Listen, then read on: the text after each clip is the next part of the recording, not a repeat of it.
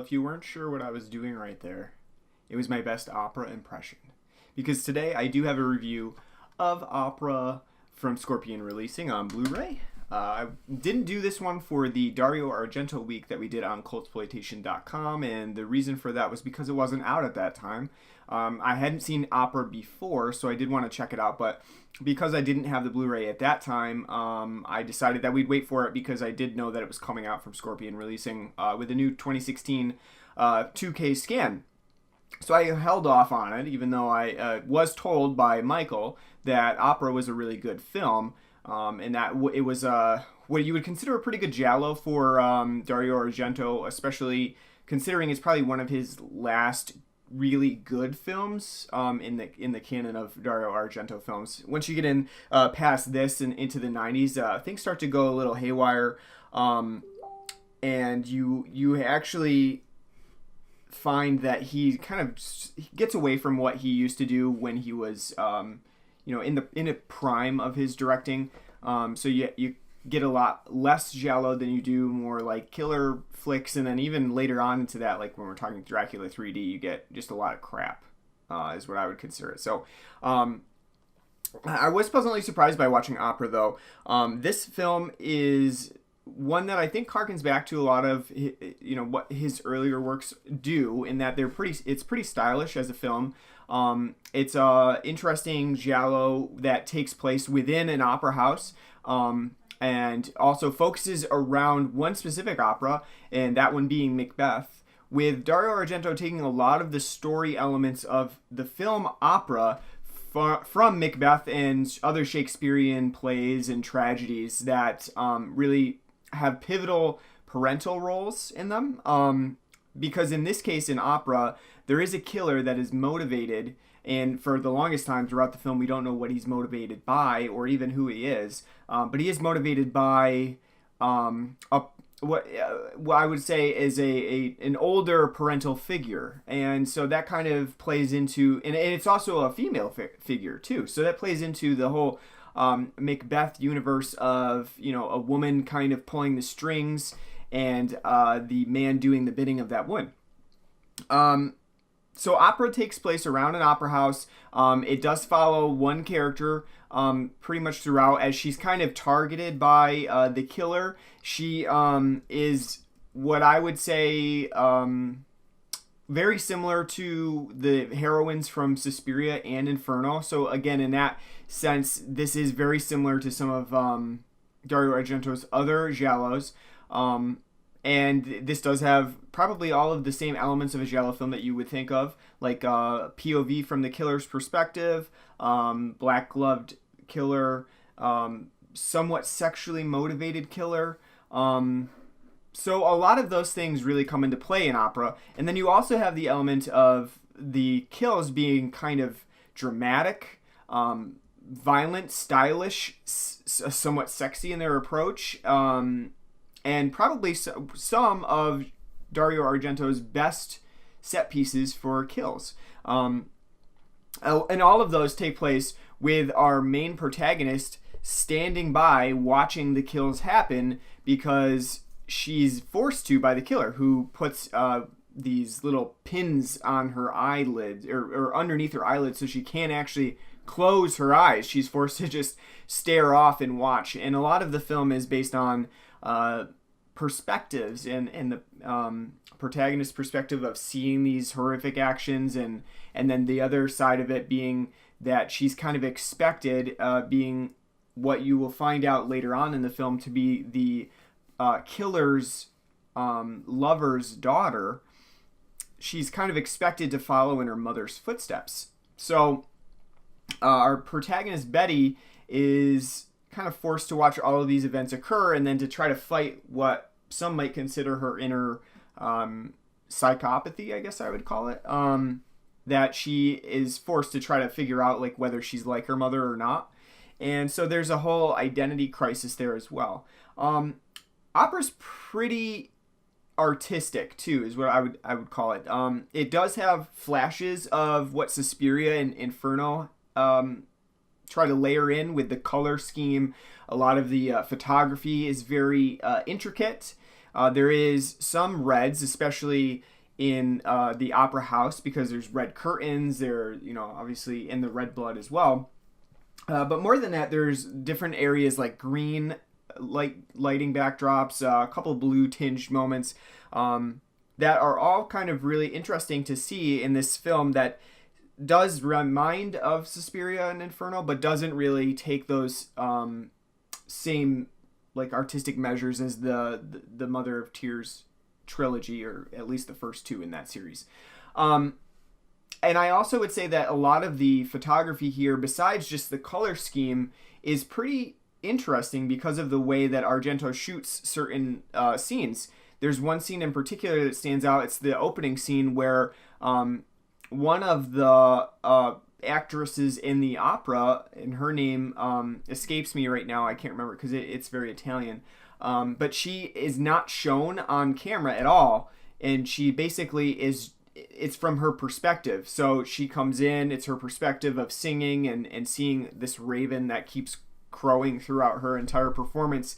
And then she leaves in anger, and the camera is from her perspective kind of following her back out as she kind of walks backwards. It's a really interesting moment.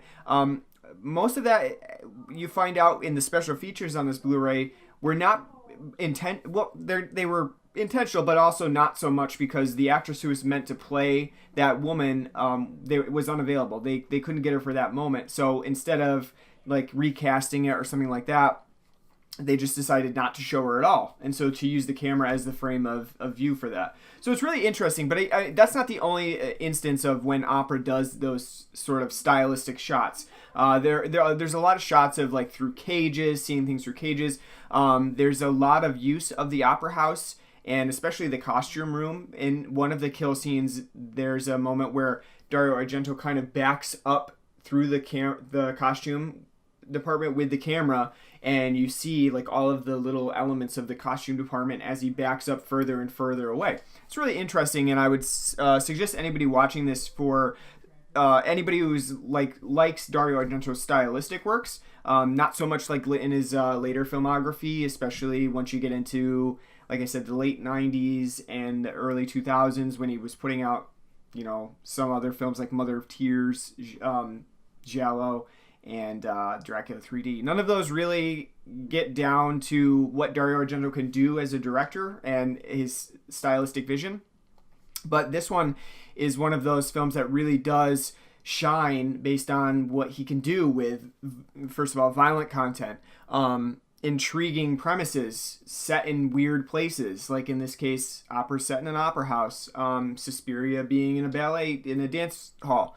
They're all very intriguing locations, and I think that helps add to the atmosphere of the film. With that said, I do think that opera suffers a little bit from its killer development. While the giallos are not really, gialli, I should say, are not really well known for like actually giving a lot of development to their killer characters. Sometimes that makes sense, sometimes it doesn't. In opera's case, the backstory of the killer is pretty important to the events of the film, and a lot of that is really kind of pushed aside until the very end of the film, once Betty is targeted by and figures out who the killer is. I don't think that Argento does a good job of giving the exposition, besides really just dumping it on the viewer at the end. Literally, the killer does tell us everything about it. We've seen flashbacks of what Betty remembers from her childhood, and that kind of gives us a sort of a insight into that secret. But really, there's nothing that to go off of, and all of those are very sporadic. And even if you were paying attention, you might not really glimpse the meaning behind them until the very end, when the film actually tells you about the killer's motivation. I think the motive is sort of weak in the sense that we just don't get enough exposition about it. It's not shown to us previously, so we're really kind of just forced to go along with it at the end of the film. And that's probably opera's biggest flaw, and I think it's a big one. It's one that certainly hampered my enjoyment of the film a little bit. But in the scheme of things, when you compare it to all of the killer's motivation, is kind of it's not going to affect your enjoyment of the film enough where you'll say opera totally sucks, I didn't enjoy it. But with that said, you really do need to like sort of the artistic elements that Dario Argento brings. It's helpful if you don't mind opera music, because that is a huge part of this. And I think even Brian Eno did some of the soundtrack to this film, which is pretty interesting. And I think that it does kind of hit on the atmosphere of the film. And then there's also what Dario Argento sort of liked to do in the later 80s was throw in some heavy metal music there during the kill scenes. You know, he does it in Phenomena. He does it here as well. And I'm not saying that I don't like it, and I do like heavy metal, but I always find that they kind of feel tone deaf, and they take away a little bit from the actual seriousness of the moment.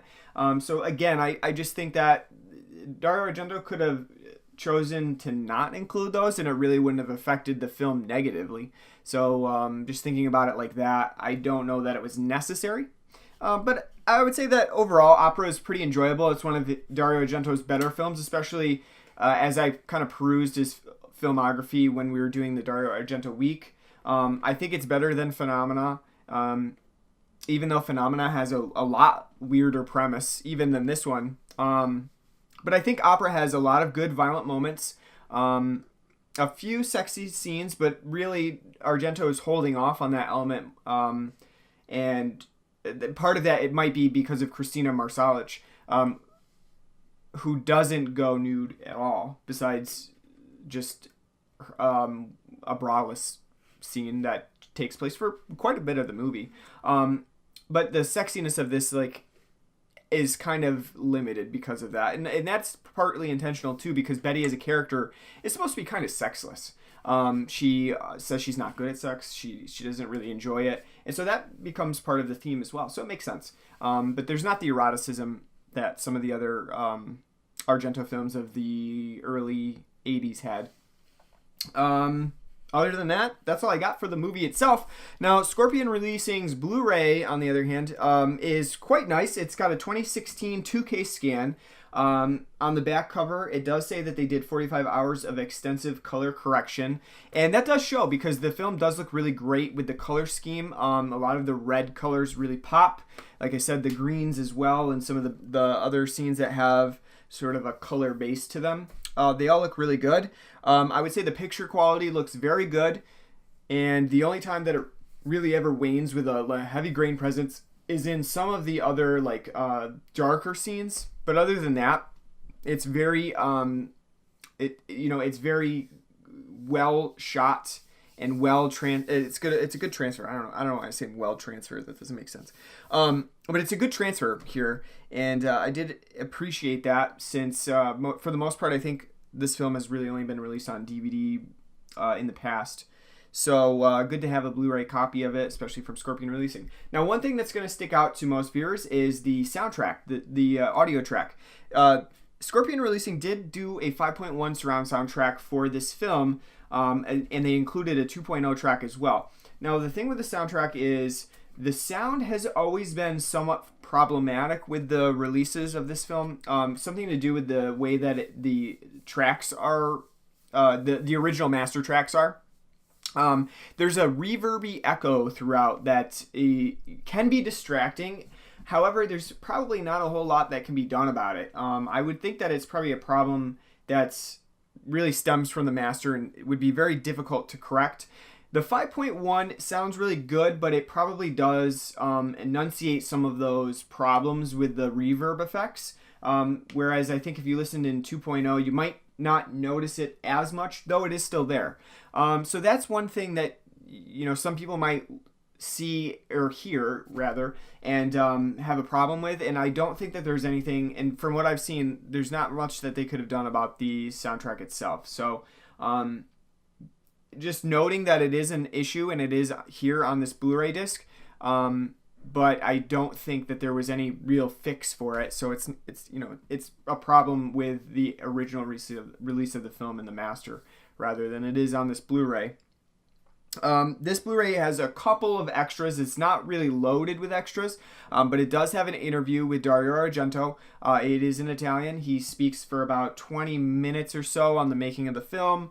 Talks about how he some of the problems he had on set, especially with Christina Marsolic. I think I'm saying that right, but I don't speak Italian, so I don't know. But he talks about that a little bit because there was some rumor that she's kind of a diva on the set. And so he talks about that just a little bit, but he's pretty professional about that. He doesn't really go into that in detail.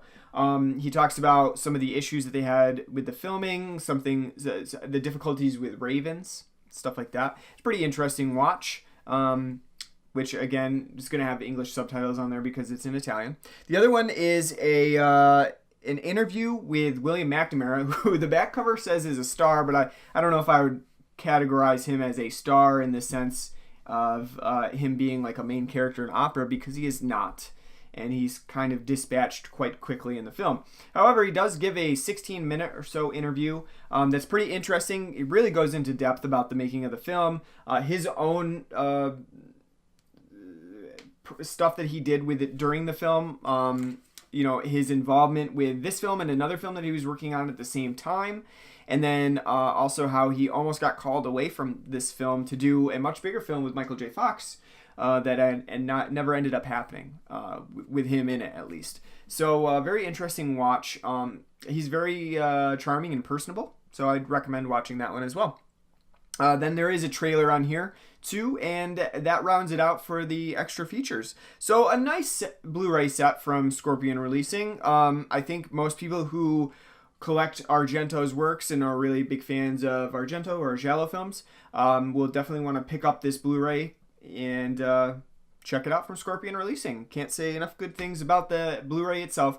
And Opera, I would say, is probably one of Argento's better films, despite being somewhat flawed Giallo with what I would say is kind of a mundane killer character.